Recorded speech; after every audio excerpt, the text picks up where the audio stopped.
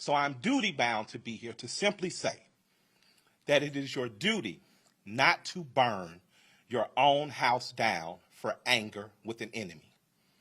It is your duty to fortify your own house so that you may be a house of refuge in times of organization. And now is the time to plot, plan, strategize, organize, and mobilize.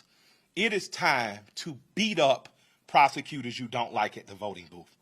It is time to hold mayoral offices accountable, chiefs and deputy chiefs. Atlanta is not perfect, but we're a lot better than we ever were, and we're a lot better than cities are. I'm mad as hell. I woke up wanting to see the world burn down yesterday because I'm tired of seeing black men die.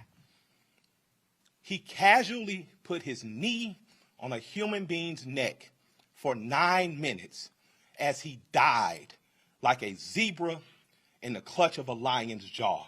And we watch it like murder porn over and over again. So that's why children are burning to the ground. They don't know what else to do. And it is the responsibility of us to make this better right now. We don't want to see one officer charged. We want to see 4 officers prosecuted and sentenced. We don't want to see targets burning. We want to see the system that sets up for systemic racism burnt to the ground.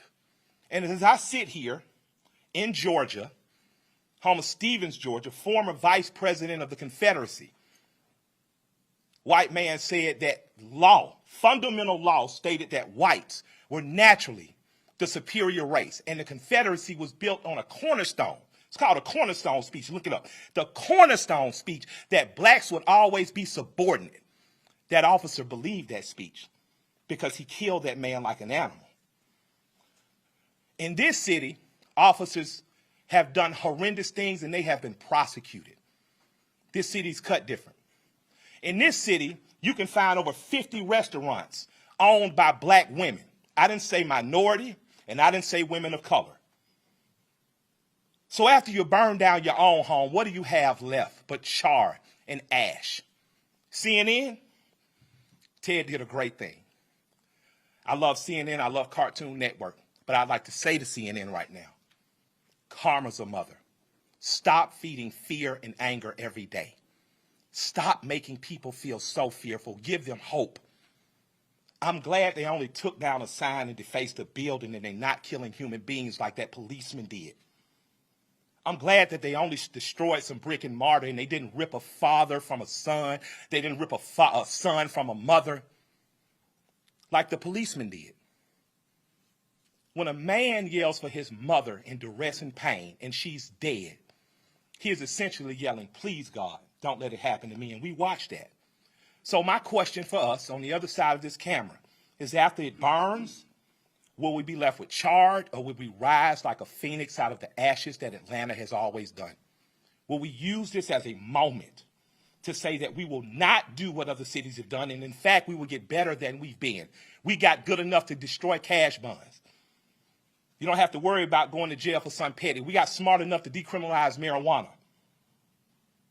How smart are we going to be in the next 15 or 20 years to keep us ahead of this curve? On a new episode of 60 and 6 on Quibi, rapper and activist Killer Mike revealed he is co-founder of a black-owned bank called Greenwood. 60 and 6 on Quibi correspondent Wesley Lowery interviewed Killer Mike to discuss what led to the founding of the digital bank. Here's a clip from that interview. All the movements have commonalities, even in our differences. Mm-hmm. One big commonality we have in the movements in terms of having the same masters or oppressors or people that kind of hold marginalized people down is they control the money. And whoever controls the money in politics, whether it's a lobbyist group or a billionaire that decides he wants to see his friend in Senate or mayoral office, that money kind of dominates. 60 and 6 on Quibi correspondent Wesley Lowery joins us now to talk about this. Good to see you, my friend. This is so great that you got a chance to talk to Killer Mike about investing in black-owned banks and specifically the reasons as to why he thinks it's important to help African Americans, people of color in this country, create generational wealth. What'd you learn? Of course, Bud, thanks a ton for having me. Happy to be here with you folks. It was a fascinating conversation. We were down in Atlanta, and we were actually in his barber shop. Killer Mike is a small business owner himself. And what he was talking about was how a lot of capital in communities come from banks and banks willing to invest and lend out loans. But very often, traditional banks might not be so willing to put up money and to invest money into underdeveloped Black and brown communities. And so one of the kind of tenets of this Black banking movement is that if you invest money in Black banks, there's a better chance that that money is going to then be reinvested back into Black communities. One statistic they look at and they talk about is that in white communities, a dollar stays in the community for much, much longer. Right, that it's getting passed between various businesses within the community and different people, while in Black communities, it's just a matter of hours before that dollar leaves the community and goes elsewhere. And so the hope is that you can create a more robust economy where Black dollars are staying within the Black community and being reinvested as a means of spurring economic growth. I think a lot of people would have maybe been introduced to Killer Mike if they didn't know him as a hip hop artist, were introduced during the last election when he was like a very staunch Bernie Sanders supporter. We haven't heard a lot from him. And then when I watched this piece, this election, in terms of supporting a particular candidate, but when I watched this piece, I got the sense that he was almost he had decided that being politically active is important, but we need to do something to sort of transcend the comings and goings of different political parties or political representatives. And that's why he was looking at banking. That if you really wanted to achieve Black excellence through politics was not going to cut it. It's interesting. Killer Mike was a Bernie surrogate this time around, although not necessarily as prominently as in the last election cycle. Some of that, I think, is our perception because there was the novelty of the Bernie campaign last time, and this time it was kind of a known entity. But I do think you're right that there is a lot of conversation in various movements about how do you influence change and fight for improvement, even out of the conversation in the context of our electoral politics. And so this type of activism is really interesting.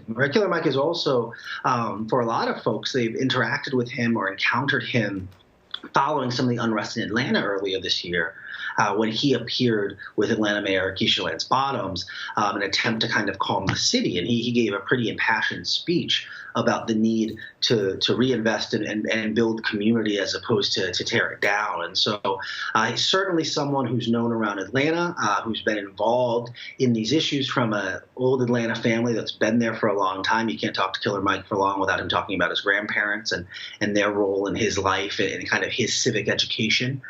But I do think you're right that it is interesting very often as we encounter celebrities, other surrogates who enter the public consciousness in a lot of ways through electoral politics, and then we follow their work over the course of years and even into decades afterwards. And so this is certainly an effort from Killer Mike that is not about electoral politics, but rather about Black community building.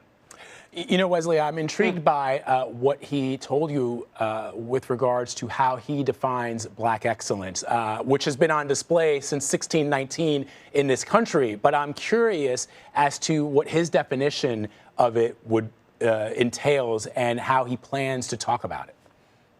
Sure. When we were talking, a lot of that conversation was focused on kind of self-sustainability. The sense that you want vibrant Black communities. Greenwood, the name of the digital bank they're launching, is named after the neighborhood in Tulsa that was destroyed during the riots and what was known as Black Wall Street, right? Again, the sense here was trying to get back to a world where you could have a self-sustaining Black community, Black banks, Black shops, Black grocery stores, in a world where that economy supports itself. Now, again, that has happened at various points in our history.